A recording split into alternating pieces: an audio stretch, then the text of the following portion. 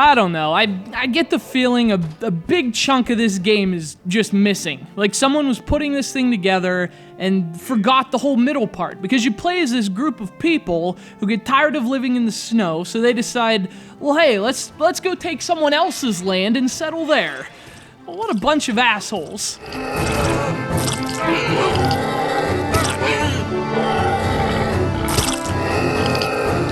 Anyway, so they do that. They sail to a new place, they try to colonize, but when the native inhabitants defend their land, well, the game actually portrays them as the villains. And meanwhile, somewhere, an Indian silently sheds a tear. But anyway, if we're to believe we are in fact the good guys, well, something big is missing in this story. It's like we landed there and talked it over with the native man-pig creatures, and everything was cool. But then one day we were all sitting around a fire, listening to Demolition Hammer, and one of the natives asked if we had any Def Leppard, and so so that started a war. I mean, nothing negates a treaty faster than the recommendation of false metal.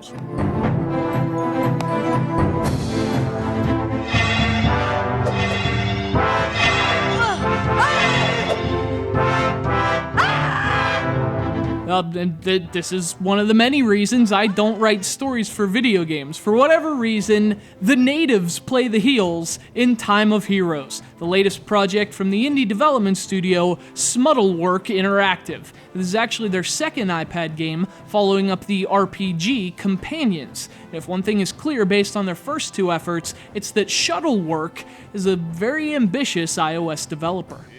That's because they seem focused on bringing console-like experiences to Apple's tablet, and the promise shown in Companions is actually taken a step further in this game. Time of Heroes is a strategy game that, while pretty standard in terms of its design and gameplay, is also fairly impressive for its scope and polish. No.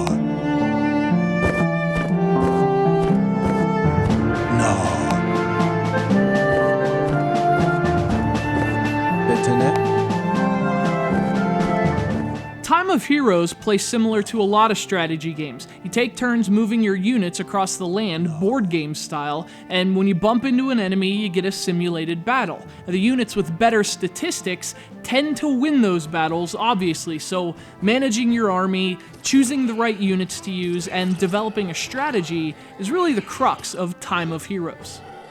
What's interesting about the game is that it has a surprising bit of depth. Your team is led by heroes who are basically just serious ass kickers, and these heroes can actually be customized as the game progresses. There are trees of skills to upgrade, and you can level them up as you see fit. It's a really nice touch that you might not expect from a $3 App Store game. Speaking of bang for your buck, there are also 6 playable heroes and unit types, as well as more than 25 different enemies, so you're getting a lot of content for very little money, and what's even better is that it plays very well on the iPad. Touching a screen to control your units and navigate your upgrade menus is a huge improvement over traditional control methods, and it makes Time of Heroes a joy to play.